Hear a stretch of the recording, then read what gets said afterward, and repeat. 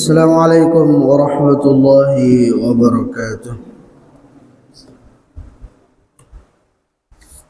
إن الحمد لله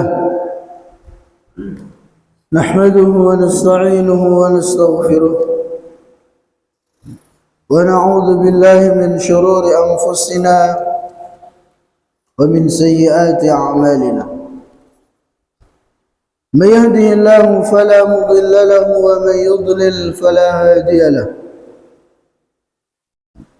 وأشهد أن لا إله إلا الله وحده لا شريك له، وأشهد أن محمدا عبده ورسوله. يا أيها الذين آمنوا اتقوا الله حق تقاته ولا تموتن إلا وأنتم مسلمون. يا أيها الناس اتقوا ربكم الذي خلقكم من نفس واحدة وخلق منها زوجها وبث منهما رجالا كثيرا ونساء. واتقوا الله الذي تساءلون به والأرحام إن الله كان عليكم رقيبا. يا أيها الذين آمنوا اتقوا الله وقولوا قولا سديدا يصلح لكم أعمالكم ويغفر لكم ذنوبكم، ومن يطع الله ورسوله فقد فاز فوزا عظيما. رب اشرح لي صدري ويسر لي أمري واحلل عقدة من لساني يفقه قولي. اللهم انفعنا بما علمتنا وعلمنا ما ينفعنا وزدنا علما.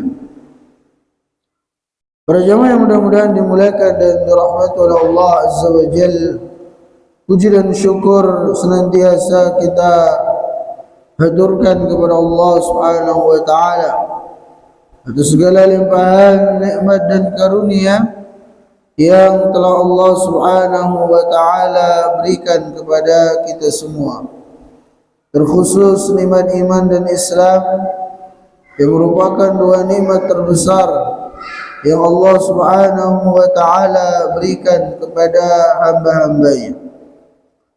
Begitu pula kita bersyukur kepada Allah Subhanahu wa taala atas nikmat kesehatan dan kesempatan yang juga alhamdulillah sampai detik ini masih kita rasakan, yang masih kita miliki, sehingga sudah semestinya bagi kita untuk berusaha menggunakan nikmat umur, nikmat kesempatan yang masih diberikan kepada kita ini untuk terus memperbanyak amal saleh, memperbanyak ketaatan kepada Allah Subhanahu wa taala, sehingga tatkala kita berjumpa dengannya di hari kiamat, kita dalam kondisi memiliki bekal yang cukup. Dan ketahuilah ya para jamaah yang ulun muliakan, untuk bisa menggapai derajat syukur yang sempurna itu adalah dengan kita menggunakan nikmat-nikmat yang Allah Subhanahu wa taala berikan kepada kita itu pada jalan-jalan yang diridhoinya. Jadi kata para ulama ada tiga cara bersyukur kepada Allah supaya syukur kita itu dikatakan sempurna.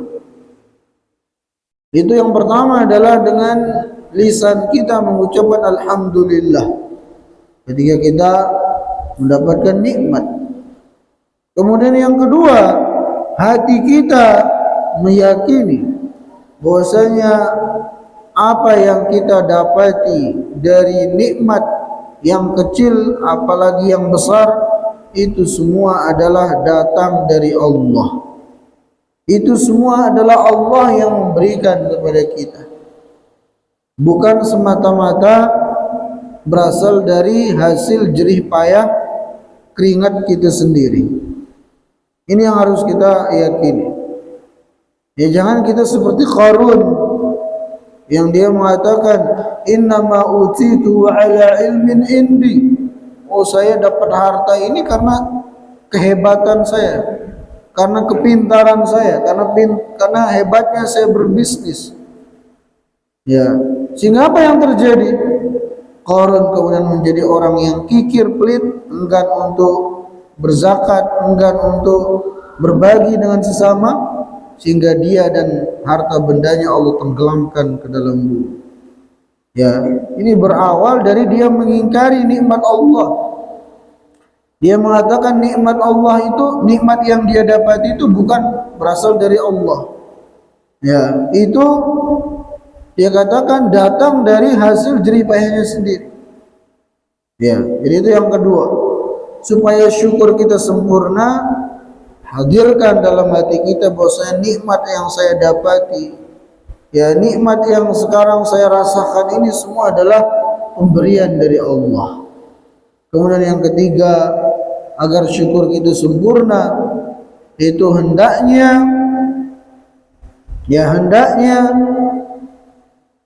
nikmat yang Allah Subhanahu wa taala berikan kepada kita itu kita gunakan pada jalan-jalan yang diridhoinya.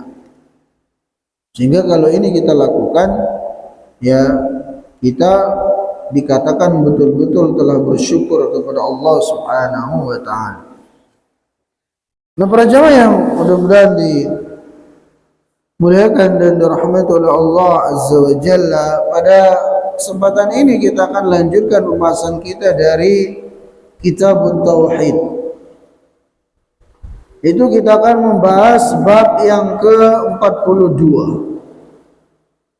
Bab qaulillahi ta'ala fala taj'alu lillahi andadan wa antum ta'lamun. Fala taj'alu lillahi andadan, yang artinya maka janganlah kalian menjadikan tandingan-tandingan, janganlah kalian menjadikan sekutu-sekutu lillah, bagi Allah Subhanahu wa taala, wa antum ta'lamun, sedangkan kalian mengetahuinya. Nah, para jamaah yang mudah-mudahan dimuliakan dan dirahmati oleh Allah Azza wa Jalla, di sini Syekh menyebutkan beberapa hadis dalam bab ini. Itu yang pertama adalah hadis dari Ibnu Abbas kaitan dengan ayat yang kita bacakan tadi. Fala taj'alu lillahi andada wa antum ta'lamun. Maka Ibnu Abbas, seorang sahabat yang terkenal dengan tafsirnya, sahabat yang paling faham terhadap tafsir Al-Quran, sehingga sahabat-sahabat yang lainnya walaupun lebih senior dari Ibnu Abbas, mereka kalau bingung ayat-ayat Al-Quran tentang maknanya, tentang tafsirnya, mereka bertanya kepada Abdullah Ibnu Abbas. Ya, beliau menjadi ahli tafsirnya para sahabat dikarenakan barakah dari doanya Nabi sallallahu alaihi wasallam. Pernah waktu itu Ibnu Abbas masih anak-anak, Rasulullah sallallahu alaihi wasallam berdoa mengatakan, Allahumma faqihhu fid din wa 'allimhu ta'wil. Kata Nabi sallallahu alaihi wasallam, ya Allah, jadikan anak ini faqih, faham terhadap agamanya, dan ajari dia tafsir ya Allah. Maka benar, ya, dengan sebab doanya Nabi sallallahu alaihi wasallam ini, Ibnu Abbas menjadi ya ahli tafsirnya para sahabat, sehingga menjadi rujukan dalam tafsir Al-Quran. Nah, beliau Ibnu Abbas dalam menafsirkan ayat yang kita bacakan tadi, fala taj'alu lillahi andadan wa antum ta'lamun, beliau mengatakan al-andadu huwa syirku. Andad itu maksudnya adalah kesyirikan, itu menjadikan ya sekutu, tandingan bagi Allah Subhanahu wa taala. Kemudian beliau mengatakan akhfa min dabibin namli ala safatin sauda fi zulmatil lail, yang dimana syirik itu terkadang lebih tersembunyi dari suara langkahnya semut hitam di atas batu hitam pada kegelapan malam. Kira-kira kelihatan enggak? Enggak bakal kelihatan. Semutnya sudah hitam, tambah lagi batunya hitam, sudah itu di kegelapan malam. Ya, terkadang ada syirik yang seperti itu, kata Ibnu Abbas. Wa huwa an taqul, itu ketika seseorang mengatakan wallahi, demi Allah, wa hayatika, dan demi hidupmu, ya fulan, wahai fulan. Ya, demi Allah dan demi hidupmu.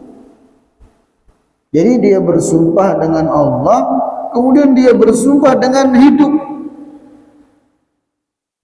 Nanti kita akan jelaskan ya makna atau kesyirikan yang dimaksud oleh Ibnu Abbas dalam ucapan beliau ini. Kemudian juga wahayati, ada orang yang mengatakan demi hidupku. Nah, ini juga mengandung kesyirikan yang terkadang samar bagi sebagian orang. Dianggap ini boleh-boleh saja. Wa taqul laula kulaibatu hadza la atana lusus. Begitu pula termasuk yang mengandung kesyirikan ucapan seseorang, kalau bukan karena anjing ini, saya ya pencuri itu sudah masuk ke rumah kita. Ini ada unsur syiriknya ucapan ini. Ya. Walau lal battu fid dar la atana lusus. Mirip yang tadi. Ketika seorang mengatakan kalau bukan karena itik, karena bebek atau ayam atau semacamnya, saya pencuri sudah masuk ke rumah kita. Wa qaulur rajul li sahibi ma sya'allah wa syi'ta. Begitu pula ucapan yang mengandung kesyirikan, kata Ibnu Abbas, ketika seorang mengatakan atas kehendak Allah dan kehendakmu. Ya. Wa qaulur rajul laula Allah wa fulan. Begitu pula termasuk mengandung kesyirikan yang samar bagi sebagian orang, itu ucapan kalau bukan karena Allah dan karena si fulan. La taj'al fiha fulanan hadza kulluhu bi syirkun. Kata Ibnu Abbas, ini semua mengandung kesyirikan. Nah, para jamaah yang mudah-mudahan dimuliakan dan dirahmati oleh Allah Azza wa Jalla, kita akan bahas syarah dari judul atau hadis yang kita sudah sampaikan tadi. Di sini kata Syekh, hadzal babu qaribun minal babis sabiq, illa anna al-awwala fi wujubi ifradillahi bin ni'am, wa hadha fi ifradillahi fil masyi'ah wal halif wal isti'adha wa nahwi dhalik. Bab ini, kata beliau, bab ini mirip dengan bab sebelumnya, hanya saja bab sebelumnya itu adalah membahas tentang kewajiban mengesahkan Allah kaitan dengan nikmat-nikmat yang harus kita nisbatkan hanya kepada Allah Subhanahu wa ta'ala. Sedangkan bab ini itu mengandung perintah agar kita mengesahkan Allah Subhanahu wa ta'ala dalam kehendaknya, kemudian juga dalam bersumpah, kemudian juga dalam minta pertolongan.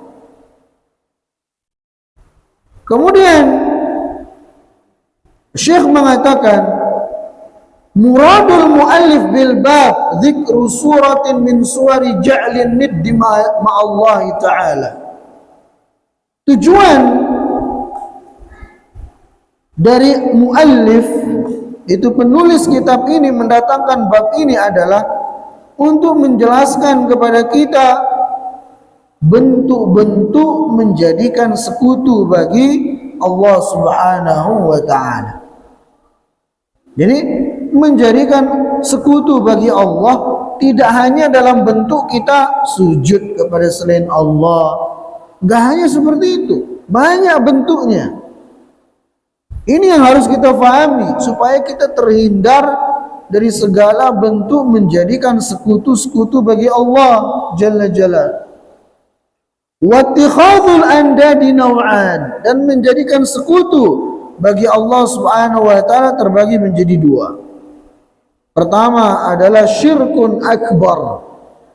Ada menjadikan sekutu bagi Allah yang hukumnya syirik besar. Kaman yad'u ghairallah wa nahwi dzalika minal ibadat. Seperti seseorang yang beribadah kepada selain Allah, dia sujud kepada selain Allah, syirik besar. Ya, dia peruntukan ibadah yang harusnya kepada Allah, dia tujukan kepada selain Allah. Menyembelih misalnya, dia menyembelih kepada selain Allah, syirik. Ya, dia berdoa minta kepada selain Allah, minta rizki kepada selain Allah misalnya, minta kesembuhan kepada selain Allah. Ini bentuk-bentuk kesyirikan yang hukumnya syirik besar. Kemudian jenis yang kedua dari menjadikan sekutu bagi Allah adalah syirkun asghar, yang hukumnya syirik kecil. Wa huwa ma kana min naw'i syirkil asghar ka qauli ma sya'allah wa syi'ta wa nahwi dzalik.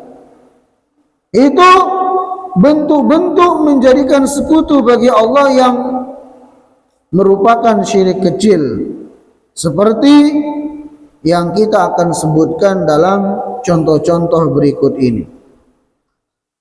Nah, para jamaah yang mudah-mudahan dimuliakan dan dirahmati oleh Allah Azza wa Jalla, dalam hadis Ibnu Abbas atau dalam asar Ibnu Abbas yang kita sampaikan tadi, ada beberapa bentuk-bentuk kesyirikan yang harus kita fahami supaya kita mudah untuk menjauhinya. Walaupun ini ya belum sampai pada syirik besar,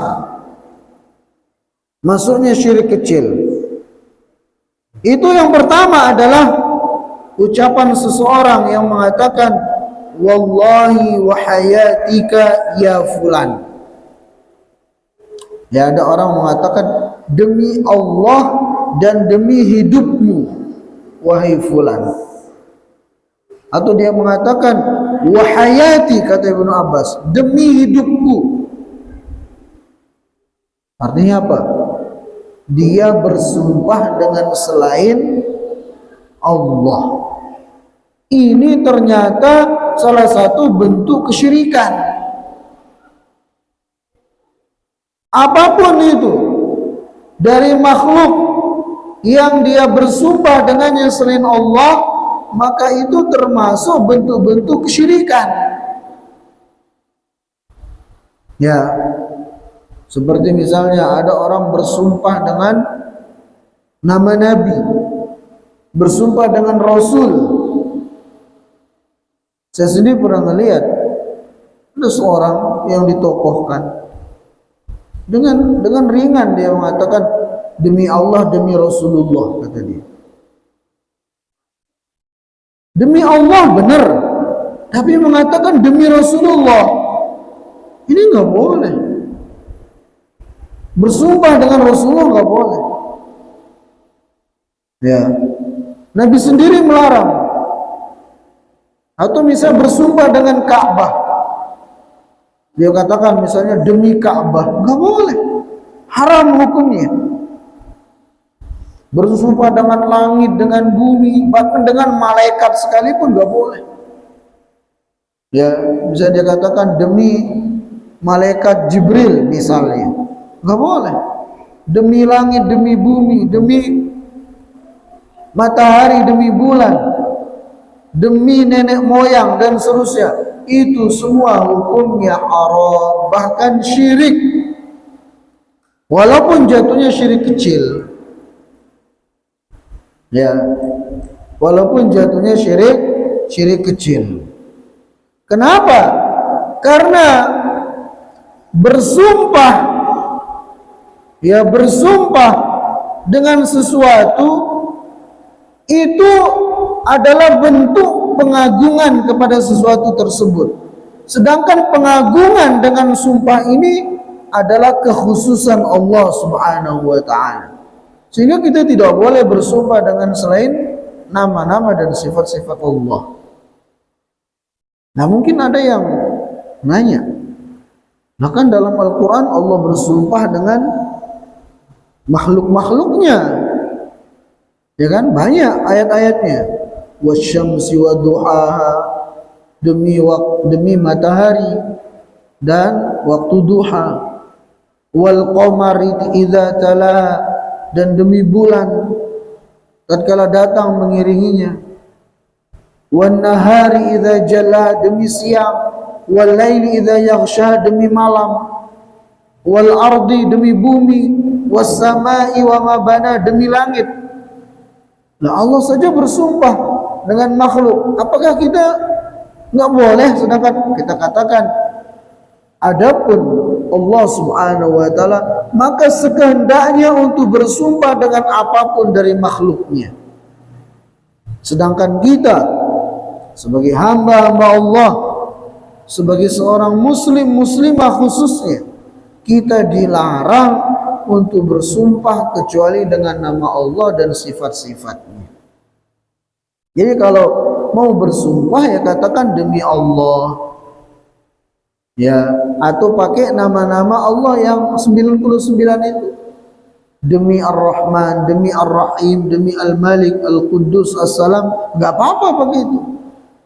Karena itu juga nama-nama Allah Subhanahu wa ta'ala. Tapi kalau kemudian kita bersumpah dengan Rasul, dengan Nabi, dengan malaikat, dengan Ka'bah, ya, dengan langit bumi, hukumnya haram. Rasulullah sallallahu alaihi wasallam bersabda, "Man halafa bi ghairillahi faqad kafara au asyrak." Yang artinya barang siapa yang bersumpah dengan selain nama Allah, maka dia telah terjerumus ke dalam kesyirikan. Ini yang Rasulullah SAW sabdakan. Hadis sahih dari sahabat Abdullah ibnu Umar. Dalam riwayat yang lain juga Rasulullah SAW bersabda, "Man kana minkum halifan falyahlif billah aw liyasmut." Siapapun dari kalian yang hendak bersumpah, maka bersumpahlah dengan nama Allah, atau kalau enggak diam. Ya, kalau enggak diam. Walidha yara jumhurul ulama anna al-halifa bi ghairillahi la yajuz. Kata beliau di sini, oleh karena itu sepakat seluruh para ulama mengatakan bahwasanya haram hukumnya bersumpah dengan selain nama Allah Subhanahu wa ta'ala. Nggak boleh.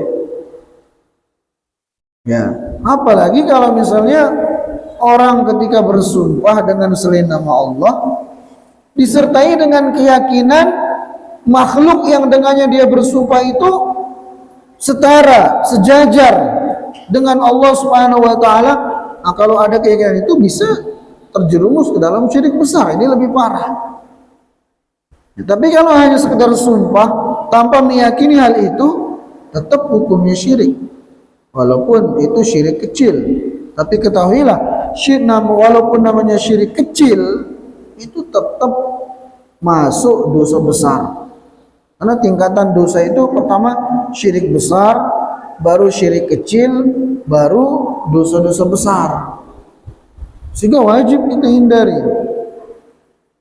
Ya, jangan pernah bersumpah dengan selain nama Allah Subhanahu wa ta'ala. Kemudian kata beliau di sini, wali ajli khuturatil halif bi ghairillah, qala Ibnu Mas'ud, la an ahlifa billahi kadziban habbu ilayya min an ahlifa bi ghairillahi shadiqa. Kata beliau, ya, dan dikarenakan bahayanya bersumpah dengan selain nama Allah, sampai-sampai Abdullah ibnu Mas'ud mengatakan apa? Sungguh aku bersumpah dengan nama Allah, walaupun itu bohong, lebih aku cintai daripada aku bersumpah dengan selain nama Allah, walaupun itu benar, jujur. Ya, ya, sebenarnya kedua-duanya nggak boleh ya. Kedua-duanya nggak boleh. Bersumpah dengan nama Allah tapi bohong, ngeramput. Ini dosa. Bersumpah dengan selain nama Allah walaupun jujur itu juga dosa. Cuman kalau kita lihat mana lebih besar dosanya, orang yang bersumpah dengan nama Allah cuman dia ngeramput, berbohong, dengan orang yang bersumpah dengan selain nama Allah jujur dia, mana yang lebih besar dosanya? Yang pertama atau yang kedua? Jawabannya yang kedua. Lah kan dia jujur, walaupun dia jujur tapi dia telah bersumpah dengan selain nama Allah, yang dimana itu adalah kesyirikan. Masalahnya di sana. Apalagi kalau sudah bersumpah dengan selain nama Allah tambah bohong lagi, double lagi dosanya itu. Ibnu Mas'ud mengatakan sekali lagi, sungguh aku bersumpah dengan nama Allah walaupun bohong, lebih aku cintai daripada bersumpah dengan selain nama Allah walaupun jujur. Ya, ini menunjukkan apa? Menunjukkan bahwa saya bersumpah dengan selain nama Allah walaupun jujur itu jauh lebih besar dosanya dengan seorang yang bersumpah dengan nama Allah walaupun dusta. Ya, maka oleh karena itu ya para jamaah yang mudah-mudahan dimuliakan dan dirahmati oleh Allah Azza wa Jalla, sekali lagi dalam bersumpah pastikan kita bersumpah dengan nama Allah, dan tentunya ya kita bersumpah dalam kejujuran, nggak boleh bohong. Ya, nggak boleh bohong. Nah, kadang sebagian orang, dan ini mungkin menunjukkan ada yang salah dengan keyakinannya. Ya, ketika disuruh bersumpah dengan nama Allah, dia dengan ringan dia berbohong. Tapi giliran disuruh sumpah dengan nama wali, gak berani dia bohong. Itu menunjukkan apa? Menunjukkan dia lebih mengagungkan makhluk daripada Al-Khaliq, lebih mengagungkan makhluk daripada Allah. Contoh misalnya ya, ada orang beneran dia nyuri, kemudian disuruh mengatakan, ayo sekarang kalau kamu berani nggak kamu bersumpah dengan nama Allah bahwasanya kamu itu nggak mencuri, karena dia ingin menutupi dirinya misalnya. Dengan ringan kadang dia katakan, ya saya bersumpah dengan nama Allah saya nggak nyuri. Nggak takut dia ketika bersumpah dengan nama Allah dalam kebohongan. Tapi giliran disuruh sumpah dengan nama wali yang dia agungkan, itu nggak berani dia bohong. Nah, maka ini menunjukkan ada yang salah dengan keyakinannya. Dia lebih mengagungkan makhluk daripada Allah. Harusnya kalau hendak bersumpah dengan nama Allah dan harus jujur. Ya, apalagi kita yang kadang jualan, nggak boleh kita melariskan jualan kita itu dengan sedikit-sedikit sumpah. Itu kata Nabi SAW akan menghilangkan keberkahan pada jualan kita. Ya. Jadi bersumpah, silakan bersumpah dengan nama Allah dan dalam kejujuran. Dan jangan dikit-dikit sumpah, nggak benar juga kayak gitu. Ya sumpah itu kalau diperlukan baru kita sumpah. Ya, tapi kalau dikit-dikit sumpah untuk melariskan jualannya dagangan, sedikit-sedikit dia sumpah, nah itu tidak dibenarkan dalam syariat Islam. Kemudian para jamaah yang mudah-mudahan dimuliakan dan dirahmati oleh Allah Azza wa Jalla, ucapan yang kedua dari bentuk-bentuk kesyirikan, yang ini termasuk syirik kecil yang juga wajib kita jauhi, yang disebutkan oleh Abdullah bin Abbas, adalah ucapan seseorang, laula kulaibatu hadza la atana lusus wa laula al-battu fid dar la atana lusus. Itu ucapan seseorang yang mengatakan, kalau bukan karena anjing di rumah ini saya pencuri sudah masuk.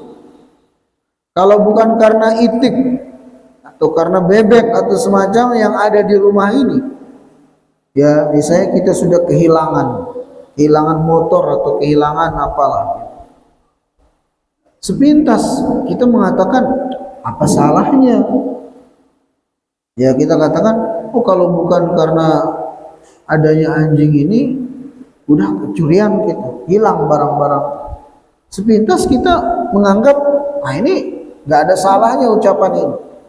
Tapi ternyata para jamaah sekalian, kalau ditinjau dengan dalil-dalil syar'i, ucapan itu mengandung kesyirikan. Ya, ucapan itu mengandung kesyirikan, walaupun syirik kecil. Nah terus bagaimana yang semestinya kita katakan?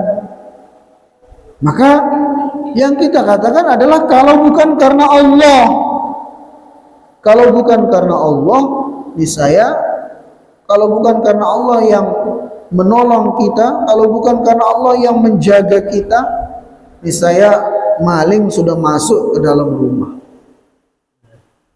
Kalau misalnya ada mengatakan, oh saya ingin menyebut apa namanya yang tadi, hewan yang ada di rumah, karena memang karena keberadaan dia, ya pencuri itu gak berani masuk. Gimana saya menyebutnya? Nah caranya begini, kita katakan, kalau bukan karena Allah, kemudian, ya pakai kemudian. Kalau bukan karena Allah, kemudian karena adanya anjing yang menggonggong ini, saya pencuri sudah masuk ke rumah saya. Nah, kalau itu benar, ya jadi sebut nama Allah dulu, kemudian gunakan summa, kemudian. Ya kalau bukan karena Allah, kemudian karena ya ayam ini yang berkokok ini misalnya, saya pencuri itu sudah masuk ke dalam rumah. Nah ini benar. Tapi kalau kita katakan, kalau bukan karena anjing ini, kalau bukan karena ayam ini, saya pencuri akan masuk rumah, itu nggak boleh. Ya, tidak diperbolehkan. Atau kita katakan, kalau bukan karena Allah, kemudian karena ayam ini saya pencuri akan masuk rumah, nggak boleh juga. Jangan pakai dan. Kenapa? Karena dan itu mengandung kesetaraan. Ya, berarti sama antara yang pertama dengan yang kedua. Maka kita pakai summa, itu kemudian. Kita katakan kalau bukan karena Allah, kemudian karena ini saya begini begitu. Itu yang benar. Ya, mudah-mudahan bisa difahami. Kemudian yang ketiga yang disebutkan oleh Abdullah bin Abbas dalam ucapan beliau, dari bentuk-bentuk kesyirikan adalah qaulu ma sya'allahu wa syi'ta. Ucapan seseorang yang mengatakan atas kehendak Allah dan kehendakmu. Ya, atas kehendak Allah dan kehendakmu. Ini enggak boleh. Ya, Rasulullah sallallahu alaihi wasallam bersabda, la taqulu ma sya'allah wa sya'a fulan, walakin qulu ma sya'allah thumma sya'a fulan. Artinya apa? jangan kalian katakan atas kehendak Allah dan kehendak si fulan. Jangan pakai dan. Akan tetapi katakanlah atas kehendak Allah kemudian kehendak si fulan. Ini yang benar. Ya. Nah, ini harus kita perbaiki. Ya, kadang kita tanpa kita sadari terjerumus ke dalam ucapan-ucapan, lafaz-lafaz yang terlarang seperti ini. Ya, misalnya dia lagi nyebrang jalan. Ya, hampir dia ditabrak oleh truk misalnya. Untung ada kawannya yang narik dia sehingga selamat dengan izin Allah. Kemudian dia bilang apa? Oh, kalau bukan karena kamu mati sudah saya. Ya, kalau bukan karena si fulan yang nolong saya, kayaknya sudah mati saya. Nah, ini kadang kita dengan ringan bilang seperti itu.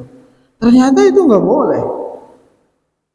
Ya, jadi hendaknya kita katakan kalau bukan karena Allah, kemudian karena pertolongan si fulan itu, di saya sudah mati saya misalnya.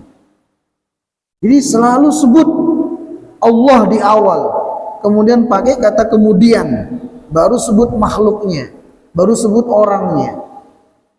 Ya, ini yang diperingatkan oleh Rasulullah sallallahu alaihi wasallam kepada kita. Ya. Itu. Kemudian para jamaah yang mudah-mudahan dimuliakan dan dirahmati oleh Allah Subhanahu wa taala,